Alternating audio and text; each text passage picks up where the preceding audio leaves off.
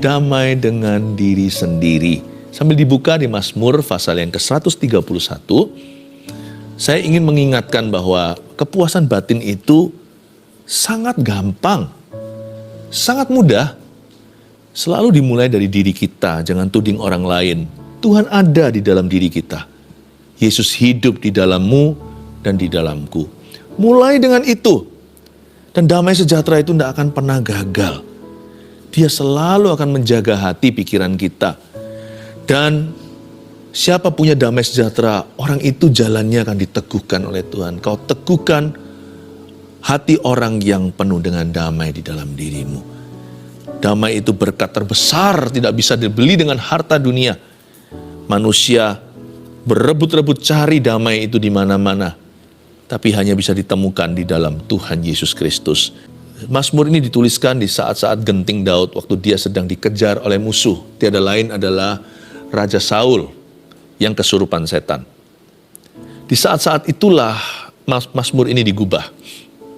Ketika Daud sedang disalah ngerti nationally, atau Daud disalah ngerti itu di seluruh negeri. Wah, Daud itu very famous, dia sangat terkenal. Tapi habis itu pembunuhan karakter terjadi. Jadi Saul itu ngejar-ngejar dia seperti buronan. Pasti sebagai raja dia sudah memberikan perintah dan pasti dia memberi pengumuman kepada rakyatnya bahwa Daud itu salahnya ini atau itu. Zaman dulu kan bukan zaman fair. Zaman itu adalah zaman diktator, otoriter. Karena Saul adalah raja, dia pemegang kuasa. Jadi Daud sudah dicap oleh seluruh Israel bahwa dia ini ambisi tahta alias mau kudeta. Padahal kita tahu kejadiannya Daud tidak begitu. Nah kalau kita jadi Daud, coba bayangkan, tidakkah hati kita akan resah? Kita akan pasti kepingin agar orang lain tahu kebenaran. Pastilah kalau kita nggak terpancing untuk pembenaran, pencitraan, atau menjelaskan. Tapi Daud enggak tuh. Dia malah buat lagu nyanyian ziarah. Artinya nyanyian ziarah itu, hatiku itu milikmu, hanya kau yang tahu. Asal aku benar di depanmu, aku tenang Tuhan. Luar biasa loh. Daud ini enggak merasa gelisah, dia bisa damai dengan dirinya. Di saat-saat itu yang bersama dengan dia cuma berapa orang, itu pun bukan kerabat. Dia nggak bisa bawa keluarganya. Kalau kita baca sejarah, Daud itu tinggalkan papa mamanya dan saudara-saudaranya, tentunya mereka juga dalam ancaman Saul. Saul pasti mau penghabisan. Daud titipkan. Ingat ya, ayatnya ada. Daud titipkan. Lalu Daud lari ke sana sini sesuai tuntunan Roh Allah. Dan kalau kepepet apa bisa punya pilihan, dia harus lari ke sana jikalau dia dikejar di sini. Dia pergi itu bersama dengan orang-orang bermasalah di Gua Adulam yang dikejar hutang, orang-orang yang bersalah datang ke dia. Wah, kok bisa tenang ya jadi Daud? Saya kira dalam kondisi seperti itu setiap kita pasti sudah kehilangan iman, apalagi pengharapan. Dan belum lagi kasih, kita sudah kehilangan kasih, pasti kita sudah hambar. Tapi Daud bisa ziarah di masa-masa demikian. Ini hanya 3 ayat. Salah satu daripada Mazmur yang paling pendek di dalam Alkitab. Tetapi untuk kita bisa menghayati, untuk kita bisa mengamalkan, untuk kita bisa melakukan apa yang diajarkan lewat lagu ini, sekalipun ini Mazmur pendek, menurut saya cukup panjang latihan kita untuk berhasil kuasai 3 ayat ini dalam kehidupan kita. Ini Mazmur yang sangat panjang. Bagaimana kita bisa hidup damai dengan diri sendiri ketika segala sesuatu di duniamu itu seolah-olah menentangmu. Ketika gunung-gunung bergoyang, bukit-bukit bergoyah. Bisakah kita percaya kasih setia Tuhan tak akan pernah beranjak dari kita? Daud itu bisa damai dengan dirinya. Saya yakin Daud bisa tidur pada malam harinya. Daud tetap melakukan aktivitasnya. Dia boleh jadi buronan, dia tidak hidup sebagai tawanan. Dia tidak hidup pula sebagai tahanan. Hatinya bebas. There is the freedom in Christ. Itulah kemerdekaan yang Kristus beli di kayu salib. Yesus tidak mati di kayu salib itu di Kalvari supaya kita stres lagi. Yesus tidak mati di Golgota supaya kita hidup dalam ketakutan terhadap manusia. Yesus tidak mengorbankan nyawanya supaya kita hari ini penuh kekhawatiran untuk masa depan. Bukankah ada ayatnya di Perjanjian Baru? Supaya kamu bebas merdeka, maka Kristus telah memerdekakanmu. Dan jikalau anak manusia memerdekakanmu, kamu sungguh-sungguh merdeka. Dan kamu akan tahu kebenaran, dan kebenaran itu akan memerdekakan. Kata merdeka, merdeka, merdeka, merdeka, merdeka. Untuk apa Yesus mati kalau kita sekarang masih gundah gulana dan gelisah? Dan banyak orang gak bisa menerima dirinya, itu masalah lebih besar lagi. Waduh, antara dia overthinking atau dia merasa over responsible. Banyak orang itu gak bisa rasa aman dengan dirinya sendiri. Jadi dia itu selalu tipe yang panikan. Kayaknya masa depan dia gak percaya, orang lain dia gak percaya, masa lalu itu penuh kepahitan, masa kini menanti tanpa kepastian. Jangankan orang lain, dia saja gak bisa terima dirinya. Ada orang yang bukan hanya worry, khawatir, tapi ada orang juga yang terlalu over responsible. Kenapa ini, kenapa itu? Dia coba jadi Tuhan, semakin dia berusaha demikian, semakin gak keruan. Kalau kita harus tahu ya, orang lain juga punya pilihan. Saya ngomong gini bukan supaya kita gak peduli, kita harus lakukan bagian kita. Tapi kalau sudah kita lakukan bagian kita, belajar punya serenity, bahasa Inggrisnya. Belajar punya penerimaan. Bahwa asal aku udah lakukan bagianku, Tuhan, aku ini bukanlah porosnya alam semesta, aku bukan Tuhan. Kenapa masih ada kesengsaraan? Kenapa kok ada orang-orang yang masih binasa di depan mataku?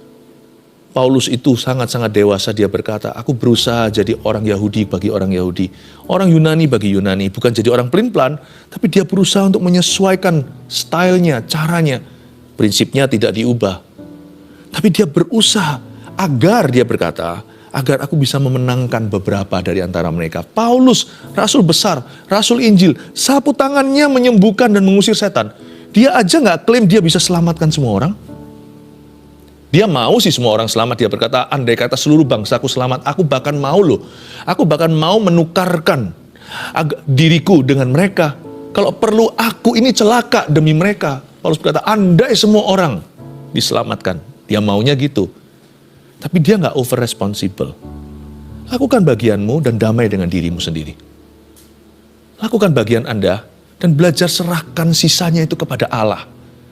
Sekalipun kelihatannya seluruh dunia ini berjalan sendiri autopilot, percayalah, orang beriman tahu Tuhan tetap pegang kendali atas alam semesta, dan apapun terjadi di dunia, sekalipun apa yang terjadi di bumi ini penuh dengan kejahatan. Tapi Tuhan suruh kita itu punya sound mind, pikiran yang tertib, belajar untuk tertibkan. Tuhan suruh Anda dan saya untuk bertanggung jawab dengan hidup kita dan apa yang ada di dalam tangan kita yang Tuhan percayakan. And then, just trust Jesus with the rest. Bisa nggak kita seperti Daud? Di semua hiruk pikuk terjadi di sekelilingnya, dia bisa nyanyi ziarah. Ajaib nih hati. Aku punya hati, aku mau punya hati kayak gini. Nah, untuk punya hati yang demikian, mari kita lihat sekarang hal-hal apa yang menghalangi, hal-hal apa yang mendorong kita ke sana. Mari kita lihat sekarang ayat 1. Daud berkata begini, Tuhan, aku tidak tinggi hati dan tidak memandang dengan sombong. Aku tidak mengejar hal-hal yang terlalu besar atau hal-hal yang terlalu ajaib bagiku. Stop di situ. Pertama-tama Daud tahu musuh terbesar peace. Damai itu musuh terbesarnya bukan panik atau takut. Ternyata musuh terbesar damai sejahtera adalah kesombongan di hati kita. Hah? Jadi musuhnya peace itu pride. Iya kalau menurut ayat ini jelas-jelas pride adalah the arch enemy. Kesombongan atau roh sombong itu adalah musuh roh damai. Kok bisa ya? Karena orang sombong tak akan damai hidupnya. Bukan hanya Tuhan membenci kesombongan, tapi orang yang rendah hati itu pasti menuju damai sejahtera. Pasti, nggak bisa nggak. Itu alamat yang tidak bisa dihindari. Kalau Anda rendah hati, kalau saya rendah hati, kalau kita merendahkan diri, mau nggak mau hidup kita akan semakin damai. Nggak bisa semakin tidak damai, nggak mungkin. Orang minum racun pasti minimal ke ICU, atau paling tidak ke UGD lah, unit gawat darurat, pertolongan pertama. Nggak mungkin dia happy ya.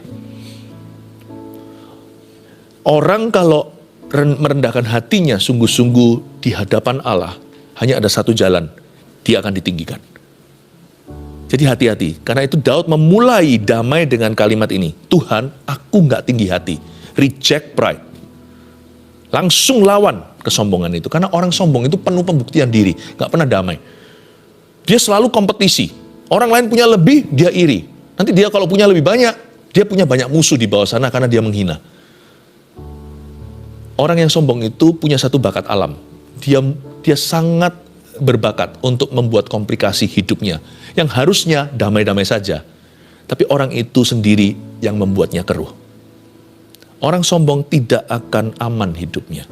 Orang angkuh tidak bisa kemana-mana kecuali satu jalan, cepat lambat suatu hari dia akan turun ke bawah. Tuhan, aku tidak tinggi hati dan tidak memandang dengan sombong. Saya lihat kalau di ayat yang ke-1 ini, kayaknya dua kalimat ini sama. Tuhan, aku nggak tinggi hati, lalu tidak memandang dengan sombong. Itu dua hal yang saling melengkapi. Memang sombong itu adalah sombong, tetapi ternyata roh sombong itu di mata. Loh kok bisa? Roh sombong itu di mata. Aku tidak memandang dengan sombong. Karena itu kalau kita mau rendah hati harus ubah cara pandang. Susah sekali untuk merendahkan diri kalau kita selalu meremehkan orang lain atau kita selalu memandang rendah sesama kita. Bahasa Inggrisnya gini, very hard to be humble if you look down on people. Kalau kita terlalu mengeluhkan diri kita menganggap diri kita itu lebih superior dari orang lain, itu kan belief ya, itu kan iman, itu kan keyakinan. Keyakinan salah ya perbuatan salah lah ya. Kalau kita mau mengubah perbuatan atau behavior kita, jangan diubah perbuatannya atau kelakuan. Itu menyusul. Kalau kita mau mengubahnya, ubah dari dalam. Jangan kita menjadi kuburan putih yang bersih tapi dalamnya semuanya adalah kotoran. Dalamnya semua adalah mayat. Kalau kita mau cuci gelas kita, jangan cuci dari luar, dari dalam. Maka dia akan jernih sampai luarnya nanti. Kalau kita mau sungguh-sungguh berubah, kita nggak mau sombong lagi, ubah persepsimu tentang dirimu sendiri. Belajar untuk mengakui, aku ini hanya hamba. Bisa nggak kita melihat bahwa kita ini hanyalah orang kepercayaan saja. Jangan memandang diri sendiri sebagai pemilik apa-apa. Atau jangan merasa berhak. Dalam bahasa Inggrisnya, do not feel entitled to anything. Kalau kita tahu diri dengan bercermin kepada Kalvari, kita tahu bahwa semua yang ada di hidup kita ini semua milik Yesus karena kita sudah dibeli. Status kita yang paling pasti itu adalah Anda dan saya orang berdosa yang patut masuk neraka. Dan kita ini diselamatkan cuma-cuma, maka segala sesuatu yang kita miliki ini adalah kasih karunia. Jadi kita perlu bertobat itu dari dalam. Kalau mau bersihkan kuburan itu dari dalamnya, bukan hanya luarnya kelihatan cantik. Atau gelas kalau mau dibersihkan sungguh-sungguh layak dipakai ya dari dalamnya kita harus sabuni. Kalau kita mau berubah menjadi orang yang rendah hati, diberkati dengan damai sorgawi, hidup kita itu enak, tidak bermusuhan seperlunya. Kalau bisa berteman dengan semua, hidup kita itu seperti itu. Kalau dimulai dari mata kita berubah. Jangan pernah merendahkan orang siapa-siapa. Jangan remehkan anak kecil, Tuhan benci itu. Siapa menyambut salah satu di antara mereka, dia menyambut aku, mereka yang punya kerajaan sorga. Orang kaya jangan menghina Lazarus. Dan orang yang tidak punya atau yang pas-pasan juga jangan iri dengan mereka yang punya lebih. Turut bahagia untuk berkat mereka. Jangan memandang dengan sombong. The spirit of pride is in the eyes. Roh daripada kesombongan itu ada di mata kita. Terutama sebelum kita pandang orang lain, waktu kita bercermin alias berkaca, what do you see in the mirror? Apa yang Anda lihat di kaca itu? Tiap kali saya berkaca, tiap pagi saya sikat gigi, saya sisiran rambut untuk rapi. Setiap kali saya lihat diri sendiri, saya bersyukur aku ini produk kasih karunia. Yang pernah dengar kesaksian saya kecil pernah disembuhkan Tuhan. Kalau bukan karena Tuhan, hari ini bahkan mungkin saya nggak sekolah normal. Hari ini mungkin saya di sekolah khusus. Lalu saya ini orang berdosa. Waktu saya melihat saya sendiri di cermin itu, saya tidak melihat siapalah dipakai Tuhan. Itu nanti-nantinya. Jangan lupa, hai malin kundang, jangan lupa dasarmu. Jangan lupa basicnya. Kacang tidak boleh lupa kulitnya. Anda dan saya harus tahu bahwa kita ini bukan siapa-siapa sekalipun. Melekat di badan kita itu mungkin berlian bagi beberapa orang. Mungkin kendaraan kita beda. Tapi tetap nyawa adalah nyawa dan setiap nyawa berharga. Kalau kita bisa melihat orang lain itu sama berharga minimal, jikalau bukan lebih berharga, anggaplah orang lain, kata Roma 12, lebih penting dari dirimu. Oh luar biasa, hidupmu nanti akan meningkat, bertambah damainya. Sungguh, keluarganya tiba-tiba harmonis sendiri, itu nggak ngerti. Banyak perkelahian, pertengkaran itu solve sendiri atau selesai sendirinya. Karena masalahnya bukan di orang lain sih, seringkali itu masalahnya di dalam diri kita. Lalu tiba-tiba, loh kok selesai sendiri ya? Keluarga saya dulu itu selalu piring terbang. Kok bisa begini ya sekarang? Kok bisa penuh dengan pengertian, saling memahami, lebih banyak mendengarkan, lebih care, saling melayani, mencuci kaki, sekalipun tidak tentu membasuh kaki beneran. Tapi satu dengan yang lainnya, yang junior, yang senior, saling mendahului dalam melayani. Bersih sendiri dari roh jahat rumahnya. Tiba-tiba bisnisnya loh kok semua orang awet ya bekerja di sini? Damainya meningkat. Yang disebut kesejahteraan itu kan kadang-kadang juga bayaran, juga berkat materi. Loh kok tiba-tiba meningkat ya? Customer loyal. Meskipun ada juga yang nggak beres, nggak benar, tetapi selalu adalah lalang di antara gandum. Tetapi gandumnya semakin increase. Kok bisa ya? Ini loh rahasianya. Tuhan, aku nggak tinggi hati. Dan tidak memandang dengan sombong. Tiba-tiba selesai karaktermu. Ajaib Tuhan. Aku tidak mengejar hal-hal yang terlalu besar atau hal-hal yang terlalu ajaib bagiku. Ini bukan berarti orang tidak punya visi besar. Bukan, visimu harus besar. Visi kita harus besar. Tapi tidak mengejar itu artinya langkah kakinya harus kecil. Misi visi kita bisa jauh, tapi setiap langkah kaki itu harus diperhatikan. Every step of the way is important. Setiap langkah kita itu harus memuliakan Tuhan. Janganlah kita jadi misalnya seorang pengkhotbah. Aku tidak mau khotbah kalau nggak di depan 5.000 orang. Nggak akan pernah lah, percayalah, orang misalnya dalam dunia khotbah ya, orang begitu akan dipakai Tuhan besar, nggak akan. Tapi orang yang bisa berkhotbah di hadapan 5 roti 2 ikan dan dia menganggap itu seluruh dunia yang harus dia khotbah, dia sungguh-sungguh 5 tambah 2 adalah 7, misalkan hanya 1, 2, 3 orang atau 7 orang, dan dia sungguh-sungguh layani satu persatu, cepat lambat dia akan berdiri di hadapan raja-raja, cepat lambat dia akan memberi makan 5.000 orang. Aku tidak mengejar hal-hal yang terlalu besar. Kebanyakan masalah dalam kehidupan kita itu terlalu gede thinking. Visi besar nggak apa-apa, tapi hatinya nggak sama size-nya sama visinya. Hati itu harus berkembang pelan-pelan. In the name of doing great things, di dalam nama, bukan Yesus, dalam nama melakukan perkara besar. Banyak orang menunggu job idaman, mendingan pengangguran di rumah. Sampai dapatkan yang dia mau. Padahal ada pekerjaan lain yang halal loh. Bisa aja dia bekerja sekarang, apa salahnya? Meskipun dia sekolah S2 atau apa, sarjana keberapa. Tapi kalau memang pekerjaan susah, apapun yang ada di depan, asal itu baik dan benar, ambil. Aku nggak mengejar hal-hal yang terlalu besar, sebab semua yang besar dimulai dari yang kecil. Bagaimana kita bisa diberikan perkara besar kalau kita nggak diberikan perkara kecil? Jangan kita itu malas, jangan kita beralasan menunggu, wait and see. In the name of doing great things, dalam nama melakukan perkara gede-gede. Aku nggak mau yang kecil-kecil. Atau hal-hal yang terlalu ajaib. Belajar to accept what is lower than your expectation. Belajar untuk bisa menerima yang lebih rendah dari ekspektasi. Bukan standar moral ya, kalau moral nggak boleh. Kalau cinta Tuhan harus segenap hati, segenap kekuatan, apalagi. Kalau kita melayani sesama, beri yang terbaik.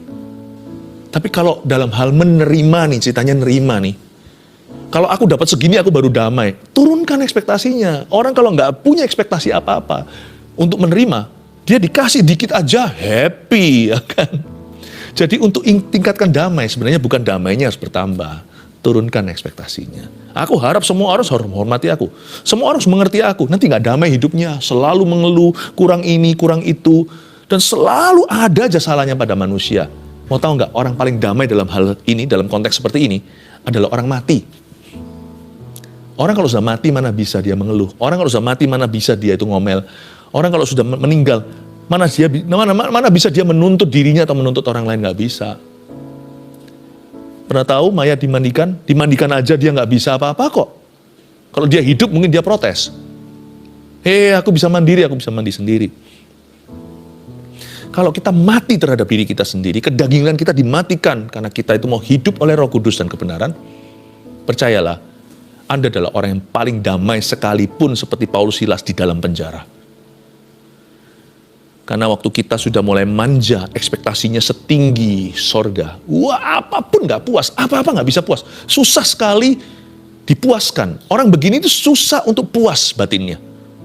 Nggak pernah puas pokoknya. Ada aja yang dicacat, ini kurang itu. Ya kan? Nanti transportasi, nanti servisnya, nanti perlakuan orangnya, ininya, lagunya. Di gereja juga ada banyak yang begitu. Ininya kurang, itunya kurang. Loh, lain cerita kalau memang tim yang berwenang atau memberikan masukan untuk improvement. Tapi kalau itu menjadi sifat, nah itu salah. Tapi kalau itu jadi beban untuk berbuat sesuatu, untuk bisa membuat maju, itu lain cerita. Tapi kalau itu keluar dari hati yang mengeluh dan kepahitan, nah disitulah kita tahu masalahnya bukan di orang lain. Masalahnya di dalam dirinya. Nanti lihat ya, orang seperti itu sebenarnya kasihan. Kita pernah berbenturan dengan orang demikian di dunia, di hidup sehari-hari, di luar sana. Kita jangan marah, jangan kepancing emosi kalau kebetulan kita kena getahnya. Karena sebenarnya kasihan itu adalah istri dan anaknya. Itu orang pulang ke rumah ya gitu kelakuannya, malah lebih parah. Kita harus doakan malahan. Aku tidak mengejar hal terlalu besar. Daud ini, waktu ini, dia bahkan tidak ambisi untuk tahta itu. Dia berkata, aku tuh loh Tuhan, pokoknya I can live another day. Aku bisa hidup satu hari lagi untuk nyanyi ziarah. Untuk menyanyikan sebuah lagu Mazmur padamu. Aku sudah terima kasih Tuhan. Aku gak mau jadi raja. Gak mau kalau bukan karena Tuhan yang memilih aku. Siapa yang suruh Samuel untuk urapi saya? Aku gak pernah undang dia. Koko-kokoku udah siap, kakak-kakakku itu semua. Tapi aku ditunggu dari mbek-mbek di belakang waktu aku jaga. Aku gak pernah kejar kok Tuhan hal terlalu ajaib. Sungguhan Tuhan. Nanti pada waktu Daud diangkat, lihat. Dia berbuat banyak untuk negaranya. Karena dia merasa ini amanah. Dia merasa dia bukan aji mumpung di sana. Saya ajak Anda untuk mengerti ini. Karena saya ingin untuk cuci detoks ilahi batin orang yang kurang beres. Sesungguhnya ayat 2, aku telah menenangkan dan mendiamkan jiwaku seperti anak yang disapi berbaring dekat ibunya. Ini bukan anak sapi ya, anak yang disapi, ini bukan anak sapi. Ya seperti anak yang disapi jiwaku dalam diriku. Kita harus belajar this art atau kita harus belajar seni ini, yaitu seni menenangkan dan mendiamkan jiwa. Seni apa? Seni menenangkan dan mendiamkan jiwa. Salah satu cara untuk melakukan itu adalah downsize praises you receive. Atau tolong di downsize, tolong diciutkan atau apa namanya, kalau baju itu apa? Baju itu kalau dicuci sering-sering lama-lama dia menciut itu, ya menyusut. Nah, tolong susutkan pujian kepada dirimu. Nggak perlu kita berlebihan, malah justru cari perhatian nanti, malah memberikan promosi, malah justru perhatian manusia ke sana. Tapi sekali-kali kalau Anda kurang sejahtera dengan kalimat orang, harus pinter-pinter cari cara, gimana caranya downsize pujian kepada Anda, gimana dibuat itu lebih menyusut, untuk jaga dia dan jaga Anda dan jaga orang yang mendengarkan. Kadang-kadang sekali-kali perlu dilakukan. Jangan setiap kali ya, setiap kali lama-lama itu namanya merendahkan diri di atas bukit yang tinggi. Tapi kalau Anda rasa tergerak untuk melakukan itu, untuk mengkoreksi, lakukan dengan smart. Dengan cara yang tidak menyinggung orang itu, biar hikmat Salomo menyertai Anda, hikmat Tuhan, sehingga kita bisa menepis, belajar untuk bisa menangkis, smash pujian. Kalau menangkis kritikan, kita semua pinter. Kita semua itu defensif soalnya. Semua kita itu suka bertahan. Semua kita itu punya ilmu bela diri secara alami dalam diri kita. Pokoknya kalau kita diserang, langsung kita bilang, enggak, aku enggak begini dan begitu. Tapi kalau kita dipuji, salah pun kita terima dan telan mentah-mentah. Ayo.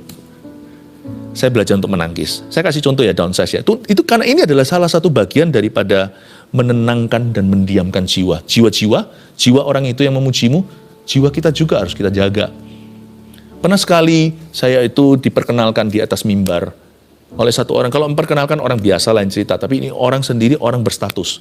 Dia berkata, ini pendeta Philip Mantova, pendeta yang tersohor di seluruh dunia. Kan gak enak saya digituin. Karena waktu itu juga ada orang tua saya di dalam crowd itu atau ada di dalam audience. Saya naik ke atas nggak langsung, saya khotbah dulu di tengah-tengah, lalu saya cerita sesuatu, saya berkata, sebenarnya enggak sih, itu overrated. Saya pergi ke luar negeri, pada nggak kenal sama saya kok. mana tersohor, semua tertawa jemaat waktu itu. Lalu pernah sekali juga waktu itu hari Sabtu, saya sedang mau kembali ke gereja, karena di mall itu adalah ibadah gereja kami, gereja kita kan, Gereja Mawar Syaron tercinta. Lalu di mana-mana saya disapa oleh pendatang mall, pengunjung. Saya nggak tahu, saya nggak kenal semua, tetapi saya disapa dengan ramah. Saya percaya itu jemaat Gereja Mawar Syaron, keluarga saat teduh. Dan waktu saya disapa begitu, nyeletuklah orang di sebelah saya, dia tahu, wah, seluruh kota ini kenal Anda ya, Pastor? Saya bilang, enggak lah, ini kan Sabtu Minggu, ini Sabtu. Di sini kan ada gereja kita, gereja kami. Jadi otomatis kan banyak jemaat. Ini kan weekend, banyak jemaat di sini. Udah gitu aja, langsung cepet saya ngomong hal yang lain supaya nggak fokusnya ke sana. Semua orang yang ada di situ fokusnya ke hal lain. Oh ya, gimana tadi? Gimana pekerjaan Anda? Atau gimana si ini? Oh iya, lama saya nggak ketemu, bla bla bla. Lalu lupalah semuanya, tapi saya tangkis. Kita perlu loh menenangkan dan mendiamkan jiwa. Hati-hati dengan lontaran orang, karena itu juga bisa toksik. Nggak perlu alergi, dikit-dikit langsung bereaksi. Salah, kalau yang seperti itu roh ketakutan. Saya nggak kayak gini terus. Tapi dari waktu ke waktu, jikalau saya merasa perlu, itu adalah cara saya mempraktekkan Mazmur ini, yaitu menenangkan jiwaku. Itu adalah siara saya ke Tuhan. Siara tidak selalu dalam bentuk menyembah dengan sebuah lagu. Siara juga menjaga hati dengan segala waspada dan hati orang-orang di sekelilingmu. Jangan terlalu suka dipuji. Accept lower places is okay. Kalau kita duduk nggak harus di VIP 1. Begitu ceritanya misalkan, meskipun siapa Anda, jasanya apa, nggak apa-apa sih. Jangan mempersoalkan sesuatu yang seputar hanyalah fasilitas atau pengakuan. Hal-hal itu datang dan pergi, nggak terlalu masalah. Jangan suka berada di dalam spotlight. Ada orang sih ketakutan kalau dikasih sinar lampu, tapi ada orang yang malah bersinar lebih terang dari lampunya kalau disinari. Katanya untuk orang lain, tapi sebenarnya malah justru kita suka perform atau punya yang namanya performance spirit atau roh tampil. Kalau ada yang seperti itu, kalau memang Anda harus tampil, ingatlah tujuannya apa. Ingatlah untuk mengarahkan mata ke Tuhan saja. Ingatlah bahwa orang tidak melihat dirimu, tetapi dirimu mengingatkan mereka akan 1-2 kebenaran yang Anda bawa. Ada reputasi bagus, ada suatu message pesan Tuhan lewat hidup Anda, atau ada sesuatu yang mereka syukuri pada dirimu. It's not about you. It's about what you represent. Tentang apa yang kita wakili. Dan kalau kita bisa menyenangkan orang lain, senangkan mereka dulu, jangan melulu senangkan dirimu. Saya suka sekali waktu baca ini. Kalau rahasianya kita tambah damai itu adalah kita nggak gaya. Bener, kalau kita nggak gaya ya, damai itu gampang ya. Sungguhan. Sesungguhnya aku telah menenangkan dan mendiamkan jiwaku, seperti anak yang disapi berbaring dekat ibunya. Cepat saja, seperti anak yang disapi berbaring dekat ibunya. Anak yang disapi itu bukan umur orok atau bayi. Kalau anak bayi, mereka belum disapih. Artinya mereka belum mandiri. Ini anak yang sudah lebih dari batita, ya, tapi masih anak atau bocah. Kalau anak yang belum disapi itu biasanya peluk mamanya, atau dia pegang jarinya kalau bayi, karena minta susu. Dia tidak kenal ibu. Dia ada maunya. Memang usianya. Anak yang disapi adalah anak di usia tertentu, ketika dia peluk mamanya waktu tidur, dia peluk bukan karena minta susu, karena mau dekat sama mama. Itu karena cinta. Saya pernah lihat, ada satu ibu yang marahi anaknya. Tapi waktu dimarahi, anaknya nangis, tapi pegangan sama mamanya, rangkul perutnya gini. Jadi sekalipun Tuhan mendisiplin kita, kita tidak akan tinggalkan, kita tetap akan mendekat sama Tuhan, kita akan merapat dan merekat. Kita akan melekat kepadanya. Nggak tipe orang kalau Tuhan nggak berkati, aku pergi. Itu anak disapi. Anak yang belum disapi. Tapi anak yang disapi itu merangkul Tuhan. Sekalipun kalau saat-saat kita dimarahi olehnya. Anak yang disapi itu seperti itu. Dia bisa damai dengan dirinya. Dia nggak merasa di mana. Dia tahu dia itu siapa. Tahu nggak kita itu bisa damai kalau kita itu tahu bahwa kita itu hari ini performa kita baik atau enggak. Kita baik atau nakal. Kita itu selalu dan sudah dan selamanya adalah anak Tuhan. Kalau kita tahu kita itu anaknya Tuhan, aduh damainya. Damainya. Seperti anak disapi. Itulah sebabnya ada orang-orang tertentu. Kita itu disapi dari apa sih? Alkitab katakan, ya seperti anak yang disapi jiwaku dalam diriku. Jiwaku disapi dari apa? Kalau dari ayat ini, aku seperti anak yang disapi. Seperti anak yang disapi jiwaku. Disapi dari pembuktian diri. Gak ada lagi dorongan untuk membuktikan apa-apa. Tidak ada lagi keinginan untuk mendapatkan pengakuan manusia. Kita disapi dari itu. Kita disapi dari ambisi pribadi.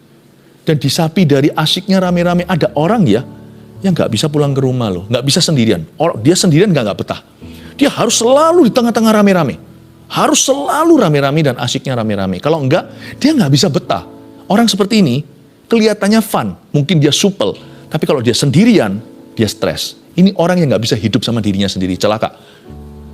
Teman bisa silih berganti, percayalah. Anda sudah stuck. Anda akan hidup dengan Anda sampai Anda mati. Kita ini, saya akan hidup sama saya sampai saya mati. Kalau saya tidak bisa damai dengan diri sendiri, saya tidak akan kerasan sama diriku. Makanya ada orang yang selalu sampai rumah mesti harus pergi. Dan apalagi orang-orang yang suka dugem, atau yang suka ke dunia gemerlap, dia harus kerame-rame begitu, baru selasa jiwanya lebih tenang. Padahal menurut saya, itu tidak mengisi jiwanya. Jiwa kita harus disapi dari hal-hal yang begini. Tuhan mau kita damai dengan diri kita. Tahu bahwa kita adalah anak-anak Allah. Dan Yesus tinggal di dalam diri kita. Badan kita ini bait suci Roh Kudus. Dan Yesus ada di sana. Tenanglah jiwaku, aman dalam hadiratnya. Terakhir, berharaplah kepada Tuhan, hai Israel, dari sekarang sampai selama-lamanya. Loh kok switch ya? Ayat 3 tiba-tiba berubah fokus. Dari ngomong tentang damai dengan dirinya, lalu tiba-tiba berharaplah kepada Tuhan, hai Israel. Ya sudah, secara konsekuensi, orang yang bisa damai sama dirinya sendiri, pasti punya ruang lebih untuk memperhatikan orang lain juga. Pastilah, kasihilah orang lain seperti dirimu sendiri. Bukan mengasihani diri sendiri loh, itu bad, itu buruk sekali. Tapi orang yang bisa mengasihi dirinya, akan bisa mengasihi orang lain juga. Kalau Anda belum punya jodoh, mau cari orang yang kira-kira pas untuk Anda, lihat apakah dia bisa take care of himself. Dia bisa jaga dirinya, dia bisa jaga Anda suatu hari dan anak-anak Anda nanti. Kalau dia amburadul, nggak keruan, dia nggak akan bisa jaga dirimu. Kalau dirinya sendiri, dia tidak bisa rapikan. Ketika Daud bisa damai dengan dirinya, dia bisa berkata dengan otoritas pada umatnya, kalian berharaplah sama Tuhan. Ayo aku bantu dari sekarang sampai selama-lamanya. 3 poin, cepat saja. Damai dengan diri sendiri, ada 3 summary atau kesimpulan. 1, tolak roh sombong. Saya kasih roh sombong, sekarang Anda tahu roh sombong itu di mata kita. Ubah persepsi kita tentang diri kita dulu, sebelum kita ubah persepsi tentang orang lain. Tolak roh sombong dengan tidak merasa diri terlalu penting. Ayo, terapkan ini. Nanti lihat ya, damainya akan nambah. Sungguhan. 2, senang lakukan perkara kecil yang tidak dilihat orang untuk Tuhan. Bisa nggak kita kerasan sama diri kita? Nggak harus kita itu jadi sorotan atau dapat pengakuan. Seorang mahasiswa bisa nggak belajar sungguh-sungguh, nggak ada yang lihat. Lalu setelah itu dapat nilai yang bagus dan berkata ini untuk kemuliaan Kristus. Bisa nggak? Kita bisa senang nggak dengan itu? Kita melakukan sesuatu, ibu rumah tangga masak atau mempersiapkan semua rumah tangganya. Bisa nggak bisa rasa hadirat Tuhan waktu Anda di kitchen atau di dapur, ketika Anda makan dengan keluarga? Bisa rasa nggak? Lord, this is for you. Ini semua untuk Engkau Tuhan. Nggak harus yang heboh. Yang simpel-simpel kecil-kecil, dan Anda merasa puas dengan dirimu di dalam hadirat Kristus, ku persembahkan untuk Tuhan. Bisa nggak kita senang lakukan perkara kecil yang tidak dilihat orang? Semua untuk Tuhan. Can you do that? 3, beri ruang untuk melayani kebutuhan orang lain bagi Tuhan. Nanti setelah 2 itu dilakukan, Anda pasti punya ruang untuk memperhatikan orang. Dan tanpa Anda sadari, orang yang damai itu yang paling dipakai sama Tuhan. Lihat ya, orang tenang itu barang langka. Banyak yang mau mengikutinya. Kalau Anda calm, kalau Anda punya stability, kestabilan dalam kerohanian Anda akan menjadi jawaban dengan sendirinya. Tidak usah banyak berkicau. Kemanapun Anda pergi, damai sejahtera memenuhi ruang